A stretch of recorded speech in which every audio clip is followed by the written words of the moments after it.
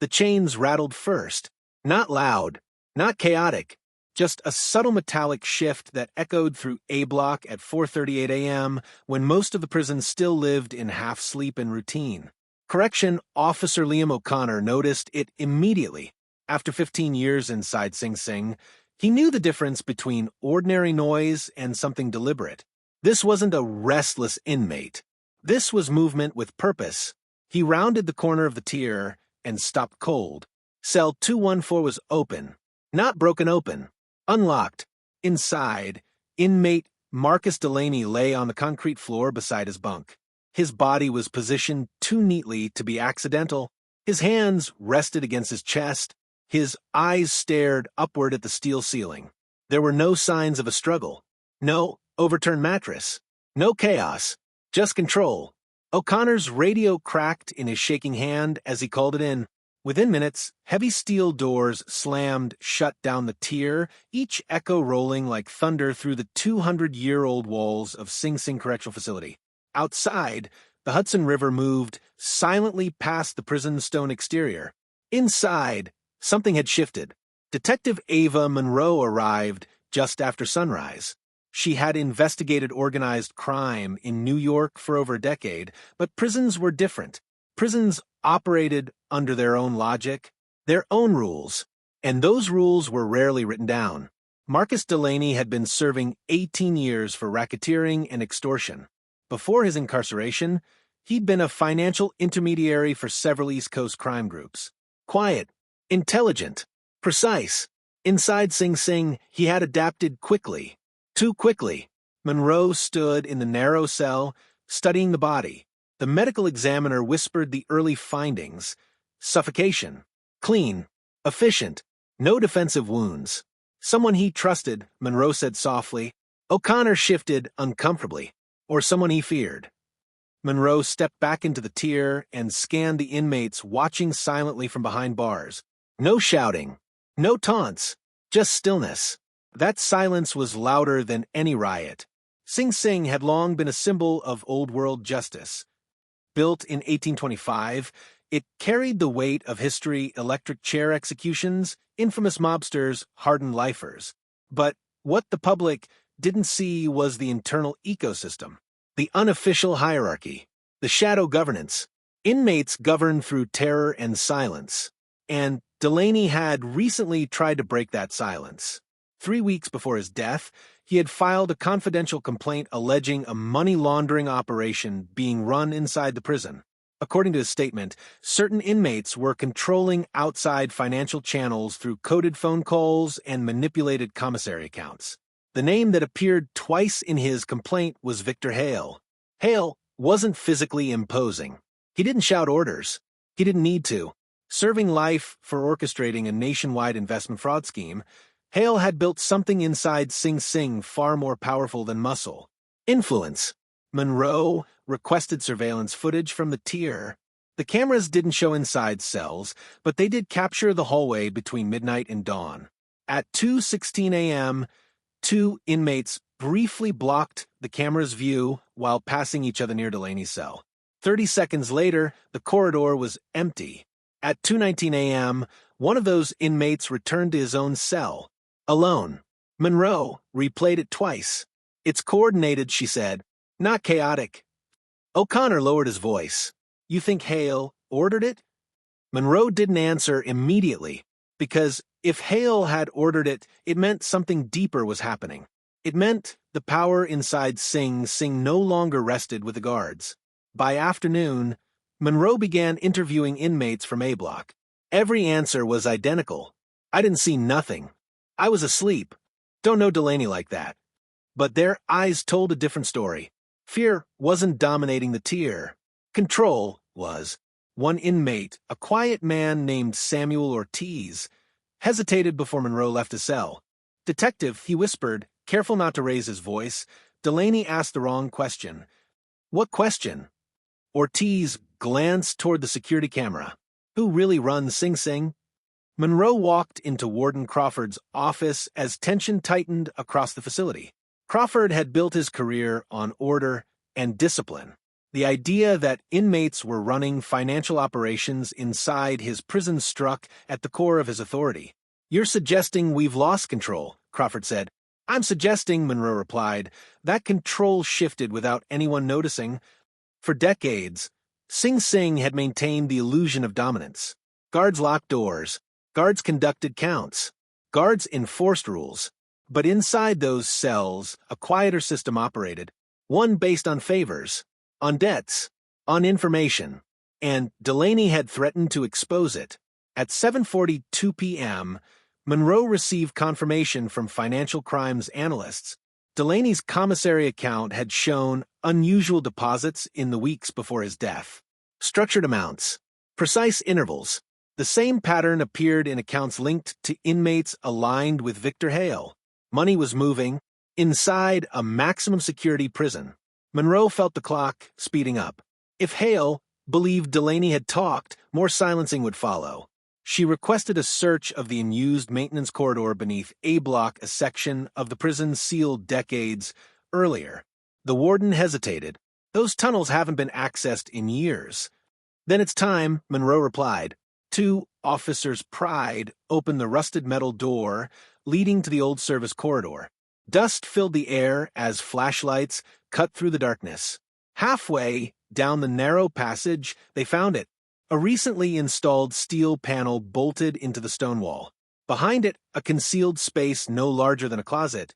Inside were ledgers, burner phones, encrypted notes, and a detailed list of inmate account numbers tied to outside financial transfers. At the bottom of the ledger was a single line written neatly: "Authority belongs to us." Monroe stared at the handwriting.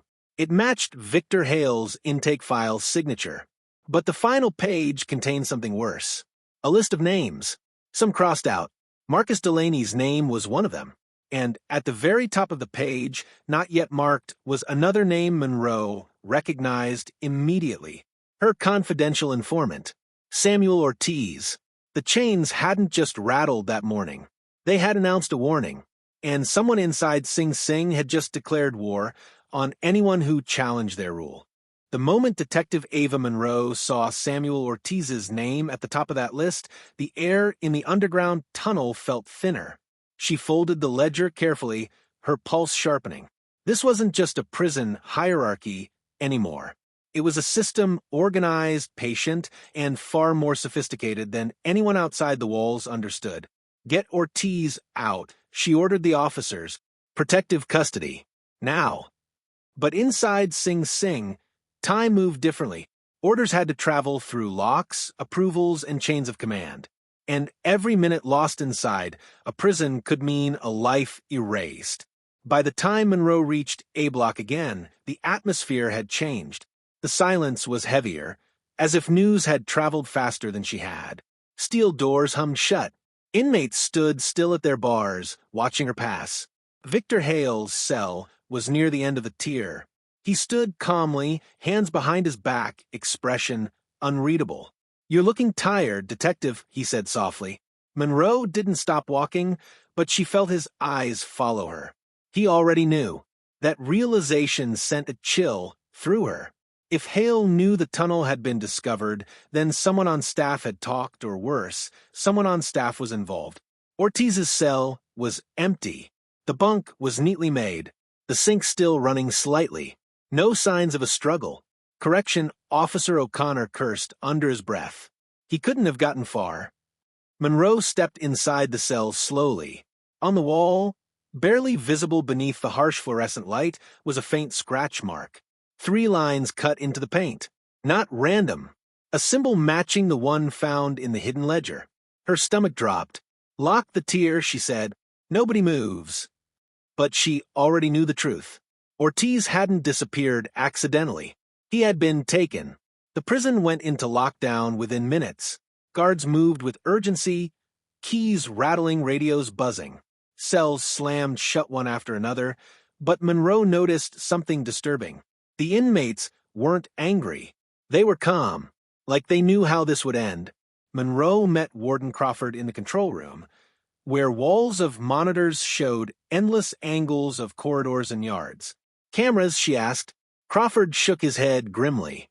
Blind spot near the old laundry chute. Whoever moved, Ortiz knew where to go. Monroe stared at the footage. Two figures appeared briefly near the blind corner, then vanished. No panic. No rush. Precision again.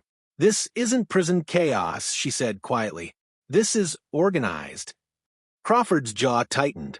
You're saying inmates are outmaneuvering my officers? I'm saying someone taught them how. Hours passed. No sign of Ortiz. Meanwhile, Monroe's team analyzed the phones recovered from the tunnel. The messages were coded, but the pattern was clear instructions being passed to contacts outside the prison. Money transfers, account numbers, legal names, a network that extended beyond Sing Sing's walls. The prison wasn't just containing criminals. It was protecting an operation. That night, Monroe sat alone in an interrogation room with Victor Hale. He entered calmly, cuffs clicking softly as he sat. You're running something, Monroe said. Delaney found out. Ortiz helped me. Now he's gone. Hale smiled faintly. You think prisons are run by guards, he said, but guards go home at the end of the day. We don't. Monroe leaned forward. Where is Ortiz? Hale tilted his head slightly. You're asking the wrong question. What's the right one? He paused. Who benefits when silence survives? The answer hit her like cold water. This wasn't about one inmate controlling others. It was about maintaining balance. Fear kept order. Order kept business running. Delaney had threatened it. Ortiz had threatened it next. Monroe left the room, anger tightening her chest. She knew Hale was stalling, buying time for something. And then the emergency alarm sounded. A sharp, piercing tone echoed through the prison. Officer down. A wave of shouting erupted from somewhere below. Monroe ran. The lower maintenance corridor, the same one where they'd found the tunnel, was swarming with officers. An officer lay injured but alive, pulled away from the doorway. Monroe pushed forward and froze. Inside the service chamber, Ortiz sat against the wall, alive but shaken, wrists bound loosely. He looked up at her with wide, terrified eyes. They said it was a warning, he whispered. They wanted me to see what happens to people who talk. Monroe knelt beside him. Who said? Ortiz's voice trembled. Not inmates. She stared at him. What do you mean? He swallowed hard. One of the guards. The realization hit harder than anything she had uncovered so far. This wasn't just an inmate operation.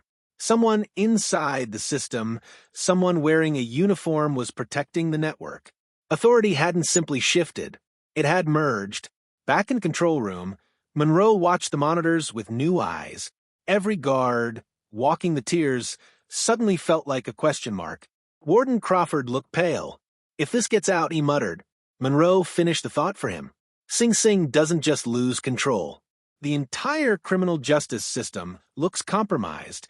That night, as Monroe reviewed the recovered ledger again, she noticed something she had missed earlier. A name. Not an inmate. A staff member. A correction officer assigned to A Block. Officer Liam O'Connor. Her breath caught. O'Connor, the man who found Delaney's body. The man who had stood beside her from the beginning. The lights flickered overhead as realization settled in. Someone hadn't just been moving pieces inside the prison. Someone had been steering the investigation itself. And if O'Connor was involved, then everything Monroe thought she knew about that morning was a lie. Detective Ava Monroe stared at the ledger, Liam O'Connor's name burning into her thoughts like a warning she had missed from the beginning. The officer who had discovered Marcus Delaney's body. The one who had guided her through lockdowns, whispered observations, and earned her trust inside a place where trust didn't exist. If his name was real, then the investigation hadn't just been compromised. It had been designed. She didn't confront him immediately. Inside Sing Sing, accusations were dangerous currency. One wrong move, and the entire prison could ignite. Monroe needed proof, something undeniable, before making her next step. She requested O'Connor's duty logs. The timestamps lined up too perfectly. He had been stationed near every key event. Delaney's discovery, the moment Ortiz disappeared, and the maintenance tunnel search. Coincidence didn't live long inside prisons. That night, Monroe sat alone in the control room, watching surveillance feeds flicker across dozens of screens. Guards moved through corridors like shadows, keys clinking softly. She replayed the morning Delaney died. At 2:14 a.m., a figure appeared briefly near cell 214, partially obscured by the blind spot. The posture, the walk. O'Connor. The footage cut out for 12 seconds. When it returned, the corridor was empty. Monroe felt her stomach tighten. He hadn't just been present.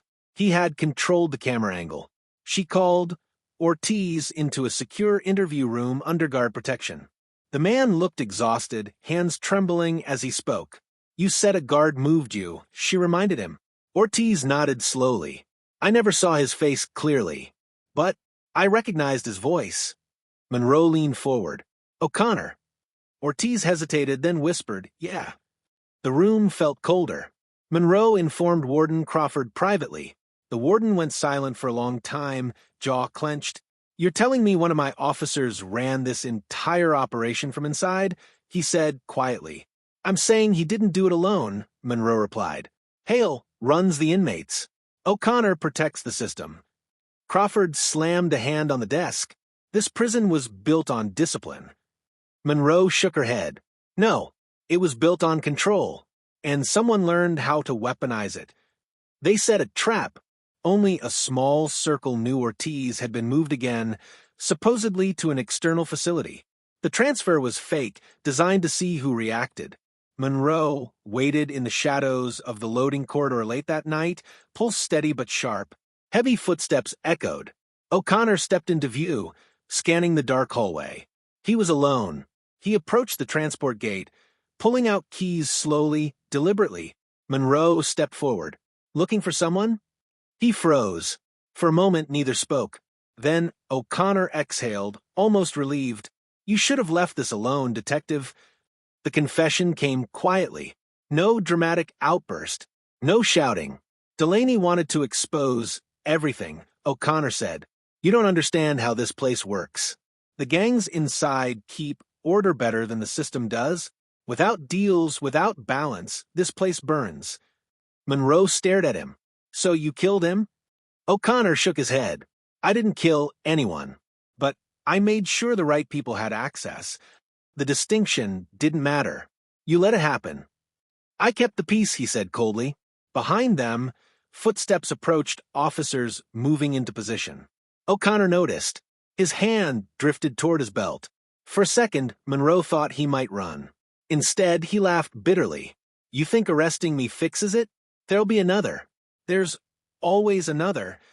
The officers closed in, cuffs clicking into place around his wrists. As they led him away, he turned back toward Monroe. "You're not stopping a man," he said quietly. "You're fighting a system." Victor Hale watched O'Connor's arrest from his cell with quiet amusement. When Monroe stood at his bars one last time, he smiled faintly. "You removed a piece from the board," he said, "but the game doesn't end." Monroe stared back. "It does when people stop being afraid." Hale's eyes darkened slightly. "Fear built this prison." The investigation exploded beyond Sing Sing's walls. Financial trails linked to outside crime networks were exposed. Internal corruption inquiries followed. Policies changed. Surveillance upgrades were approved. Oversight tightened. Publicly, it was called a victory for justice. Privately, Monroe knew it had come dangerously close to collapsing everything, because inside Sing Sing, she had seen how power evolved. Guards and prisoners weren't always opposing sides. Sometimes they became partners. 3 months later, Monroe visited the prison one final time. The air felt different, quieter, cautious. But as she walked past B Block, an inmate slipped a folded piece of paper through the bars. She opened it carefully. No signature, just 6 words written neatly. Authority never truly leaves these walls. She stopped walking, looked around. Dozens of silent eyes watched her from behind bars. The same silence that greeted Delaney's death. The same silence that had protected Hale's network. The same silence that would outlive all of them. Outside, the Hudson River flowed past the prison as it always had, indifferent and endless. Monroe got into her car, but before driving away, she checked her phone. A news alert flashed across the screen. Former inmate Marcus Delaney's outside financial contact found dead cause under investigation. She stared at the headline, a chill running through her. They had arrested O'Connor. They had disrupted Hale. And yet the chain continued moving. Somewhere else, behind another wall,